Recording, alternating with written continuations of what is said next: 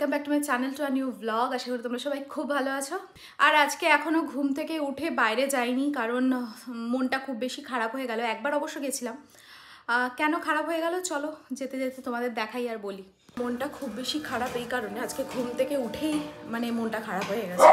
কারণ ব্যালকনিতে দাঁড়িয়ে যেখান থেকে ব্লগটা স্টার্ট করি বা ব্লগ বানাই তার পাশে একটা আম গাছ ছিল।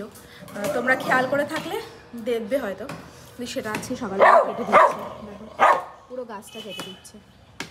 মানে এই জায়গাটা দাঁড়িয়ে ভিডিও করা মানে আমার ব্যাকগ্রাউন্ডে আম গাছটা থাকবে, কিন্তু এখন সেটা আর নেই। সেটা আর কিছুক্ষণ পরে পুরোটাই কেটে বাদ চলে যাবে। মনটা এত খারাপ লাগছে যে কি বলবো। তো যাই হোক, আর কি করা যাবে, আমাদের তার গাছ না যে বাঁচাবো, যাদের গাছ তারাই কেটে দিচ্ছে। এবার হয়তো কোনো দরকার বা কিছু, কিন্তু আমার মনে হয় যে একটা গাছ যখন আমরা লাগাতে পারবো না, তখন একটা গাছকে ঝপাং করে যে কোনো দরকারের জন্য কাটাটা উচিত না। যদি সেটাকে রেখে কোনোভাবে সলিউশন করা যায়, সমস্যাটাকে মেটানো যায়, কিন্তু এখনকার মানুষ তো সেটা নয়। কোনো না কোনো অজুহাতে গাছ কাটা তাদের চাই। মনটা এত বেশি পরিমাণে খারাপ হয়ে গেল আজকে সকাল থেকে, এত খারাপ লাগছে যে কি বলবো। যে সকালবেলা যখন আমি ঘুম থেকে উঠি, আমি আর লাটু ঘুম থেকে উঠি, ওরে বাবারই হাত দিয়ে ও ছোটু উঠে গেছে। সবাই মিলে দুই ছেলে মিলে এখন সোফায় বসে থাকবো, একটু আলাপ আলোচনা করব, মানে এই বিষয়টা নিয়ে যে গাছটা কেটে দিল, আমাদের মনটাও ভালো না, মনটাও খারাপ লাগছে, এই নিয়ে একটু আলোচনা করবো। মাকে মেরে ফেলবে গো। তো এদিকে ওরা তো সবাই ঘুমোচ্ছে, আর আমি এই ব্যালকনিতেই এসে দাঁড়াচ্ছি যে যতক্ষণ গাছটা কাটা শেষ না হচ্ছে একটু একটু করে দেখছি। কিন্তু মনের ভিতরটা আরও বেশি কষ্ট হচ্ছে। একটা গাছ আমরা লাগাতে পারি না, সেখানে এত বড় একটা গাছ, আর কী যে দারুণ হাওয়া, আর বৃষ্টির সময় কী যে সুন্দর লাগে। আর সব থেকে বড়ো যেটা কথা সেটা কি জানো, বিকেলবেলা আমি নিজে চোখে দেখেছি যে কত পাখি এখানে এসে, পাখির বাসা এখানে, কত পাখি এখানে এসে থাকে। এবার মানুষের দরকার না, ভগবানও বোঝে না, মানে কি বিশেষ দরকার যেখানে গাছটাকে পুরো, হয়তো বিশেষ কোনো দরকার।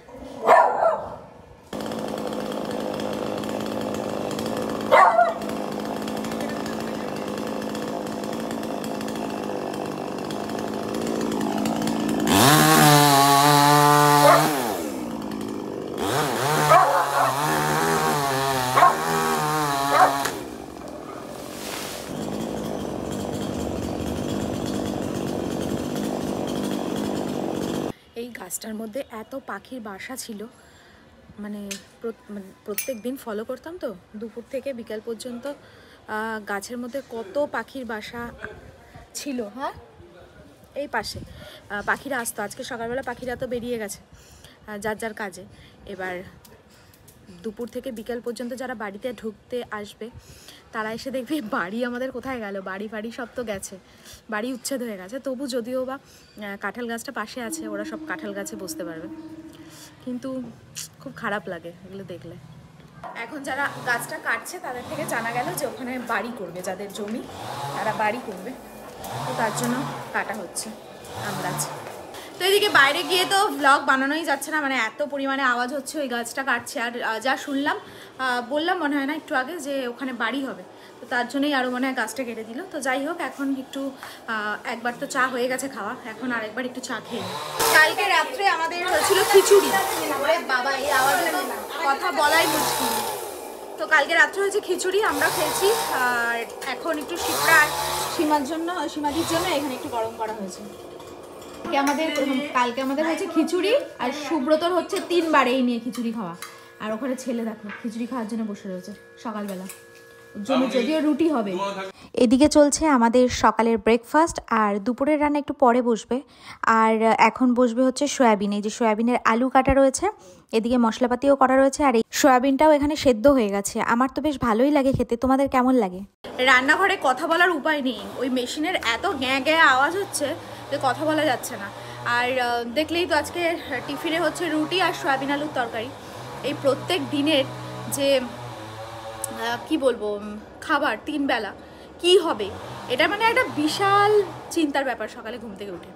তো যাই হোক, আবার তো দুবার অলরেডি চা খাওয়া হয়ে গেছে, এখন যাই চট করে স্নানটা করে নিই। তো এদিকে স্নান টান সব কমপ্লিট, শুধু আজকে পুজোটা দেওয়া হয়নি। আর এদিকে হচ্ছে আমাদের টিফিন সব রেডি হয়ে গেছে, শুধু টিফিনটা এখন নিয়ে, আজকে আর খেয়ে যাবো না, আজকে টিফিনটা নিয়ে যাবো, কারণ খেয়ে যেতে গেলে না অনেকটা সময় লেগে যাবে। এবার এদিকে এই যে সয়াবিন, আমাদের রুটি সয়াবিন সব প্যাক হয়ে গেছে, এখানে বসে গেছে ডাল, এখানে ভাত বসে গেছে। আর আজকে রান্না বোধ হয় মাছ ফাছ সব, এই যে রুই মাছ, কাতলা মাছ, বাটা মাছ, এগুলো হচ্ছে আজকে রান্না হবে। আর মামামের মোটে একটা এক্সাম কমপ্লিট হয়েছে, আবার সেই বৃহস্পতিবার, তাই তো আবার দেরি আছে তাই না? হ্যাঁ, অনেকটাই দেরি, সবে আজকে রবিবার, তাও বাবা দেখতে দেখতে কেটে যাবে দিন। না আজকে সবে রবিবার, হ্যাঁ তো দেখতে দেখতে কেটে যাবে। আর আজকে বেরিয়েছিলাম, তবে বাড়ি আসার সময় দেখছি রোদের তাপটা কিন্তু মারাত্মকভাবে লাগছে, মানে আর মাত্র কয়েকটা দিন ওই দোলের পর থেকে মারাত্মক পরিমাণে গরম পড়ে যাবে, যে সেটা বোঝাই যাচ্ছে। আর এদিকে এই যে মামামের জন্য আজকে আবার বিরিয়ানি আনতে হলো।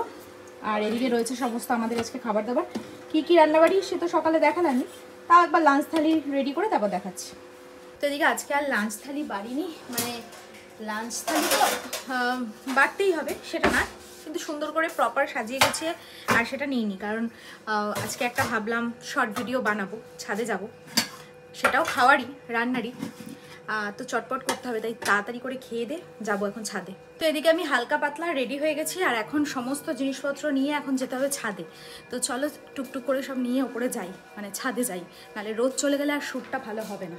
তো এদিকে দেখো পরিস্থিতি, মানে চতুর্দিকে সব কিছু ছড়ানো ছেটানো রয়েছে, এখানে এখনও মোমো চলছে, আর এদিকে তো সব কিছু রয়েছে, এগুলো সব এখন নিচে নিয়ে যেতে হবে।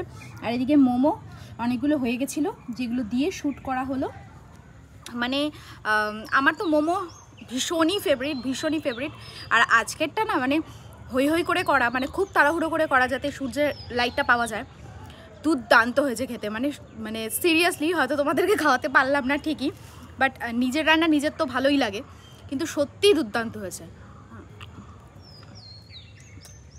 আমি 6টা মতো করেছিলাম, এগুলো এখন ঠান্ডা হয়ে গেলে ভালো লাগবে না, তাই একদম খেয়ে তারপর যাবো নিচে। ছাদ থেকে তো সব কিছু নামিয়ে নিয়ে এসেছি, বাট রান্নাঘরের পরিস্থিতি দেখো, পুরো একদম মানে কি অবস্থা, মানে ভাষা নেই আমার, এরকম দেখতে না আমার রান্নাঘর একদম ভালো লাগে না। এক তো দুপুরে খাওয়া দাওয়ার কিচ্ছু গোছানো হয়নি, আর দ্বিতীয়ত ছাদ থেকে যেসব সরঞ্জাম নিয়ে এসেছি সব ছড়ানো রয়েছে, এখন সন্ধ্যা দিয়ে তারপর সব এগুলো পরিষ্কার করব। আসলে না ছাদে নিয়ে গিয়ে জিনিসপত্র নিয়ে গিয়ে আবার শ্যুট টাইম মতো করা আসলে ভুলটা আমারই, মানে সকালের দিকে যদি জিনিসটা করে ফেলি সারাটা দুপুর পর্যন্ত লাইটটা থাকে, মানে সূর্যের আলোটা থাকে, আর আমি গেছি প্রায় 4টে নাগাদ, আর আমাকে দেখে তো সূর্যমামা মনে হচ্ছে দেদার ছুট দিচ্ছে, মানে কত তাড়াতাড়ি চলে যাওয়া যায়, ওই জন্য আরও তাড়াহুড়ো হয়ে গেছে ব্যাপারটা। জানি না কেমন হয়েছে, তোমাদের কেমন লাগলো, কিন্তু আমার কাছে পুরোপুরি যে খুব ভালো হয়েছে আমার কাছে সেটা লাগেনি, মানে খাবারটা বেশ ভালো হয়েছে, খাবারটা খুবই ভালো হয়েছে, বেশ নয় খুবই ভালো হয়েছে, বাট ভিডিও শ্যুটটা আরও অনেকটা ভালো হওয়ার দরকার ছিল। এখন জানি না তোমরা কিভাবে নেবে, যদি দয়া করে তোমাদের ভালো লাগে তাহলে সেটা আমার কাছে একটা অনেক বড় পাওনা। তো যাই হোক, এখন একটু সন্ধ্যাটা দিয়ে নিই। তো এদিকে কাজ কমপ্লিট হলো, মানে বাসন টাসন যেগুলো ছিল, অনেক বাসন ছিল, কারণ আলাদা করে সব ওপরে নিয়ে যেতে হয়েছে, সেই সব বাসনগুলো সব মাজলাম, মেজে যে জিনিস যেখানে রাখার রেখে দিয়ে এখন একটু চা নিয়ে বসেছি। সন্ধ্যেবেলার দিকে সুব্রত, মা আর আমি 3জনে মিলে রচা খেয়েছি, বাট আমি না খুব একটা রচা পছন্দ করি না, এবার ওদের সাথে করি একসাথে, সবাই 3জনে মিলে একসাথেই খাই, আবার আমার জন্য আলাদা করে দুধ চা করা হয় না। তো এখন মনে হলো যেন একটু দুধ চা খাই, তাই একটু চাটা খাচ্ছি, এই যে 1 কাপ, মানে অনেকটা পরিমাণে চা। তো চা খেতে খেতে একটু ফোন টোন দেখি, তারপরে ওই 9টা সাড়ে 9টার দিকে বেরোবো, এখন তো প্রায় বাজে 8টা 15, সাড়ে 9টার দিকে যাবো দোকানে। এতক্ষণ বসে বসে আমরা খবর দেখছিলাম, কুম্ভের অবস্থা দেখেছো, মানে পুণ্য করতে গিয়ে সোজা স্বর্গে চলে যাচ্ছে, কি পরিস্থিতি।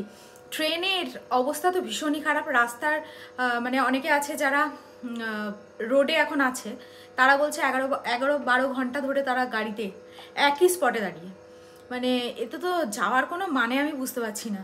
মানে আরও সব থেকে বড়ো যেটা কথা সেটা হচ্ছে এই সামনে নাকি আর একটা যোগ আছে, এবার সেই যোগের মধ্যে স্নান করতেই হবে, তাহলেই নাকি পুণ্য পাপ পুণ্য এইসব নিয়ে পুরো একটা ক্যাচাল তৈরি হবে। কিন্তু কি মানে সোজা যে স্বর্গে চলে যাচ্ছে এটা আর কারোর মাথায় ঢুকছে না, যে এক যোগ চলে যাক, পারলে আমি পরে যাব, বা না গেলেই বা কী হয়, ঘরের সামনে গঙ্গা আছে, গঙ্গাতে গিয়ে স্নান করে নিই। এরকম কোনো ব্যাপার নেই, ওখানেই যেতে হবে। মানে কি বলবো, আর কিছু বলার নেই, মানে সহ্যও করা যায় না, আর কি বলবো। তো যাই হোক, এদিকে কাজকর্ম তো সব কমপ্লিট হলো। আর এই যে ওয়ালটা পুরো তেল চিটচিটে হয়ে গেছিলো, মানে খুব পরিমাণে তেল নয় কিন্তু ভালোই হয়েছিল। এই ওয়ালটা এখন পুরো একদম ঘষে মেজে পরিষ্কার করলাম। আর সাদা তো, ঘষে মাজা মানে মাজা ঘষার পরে করে চকচক করছে, নিজের মুখ দেখা যাচ্ছে। তোমাদের একবার লাইটটা জ্বালিয়ে দেখাই, এই দেখো নিজের মুখ নিজে দেখা যাচ্ছে। এই যে দেখেছো, এটা হচ্ছে আমার ফোনের ক্যামেরার ফ্ল্যাশ লাইট। তো এই হচ্ছে ব্যাপার, পুরো মেজে ঘষে একদম পরিষ্কার করে ফেলেছি। আর এই সাইডে তো বাসন আছে, আর এইদিকে না পুরো সব পরিষ্কার করা সম্ভব না, যতটা পেরেছি করেছি। তো এদিকে মাম্মাম এখন বসবে পড়তে, পড়েই মানে সেই 6টার থেকে বসেছে, এই জাস্ট উঠলো, উঠে খাওয়া দাওয়া করে এখন আবার বসবে, আর আমিও বসে থাকবো সাথে। তো যাই হোক, আজকের ব্লগটা এখানেই শেষ করছি। দেখা হচ্ছে নেক্সট ব্লগে, ততক্ষণের জন্য খুব ভালো থেকো, সুস্থ থেকো, আর অবশ্যই ভিটামিনের সাথে থেকো।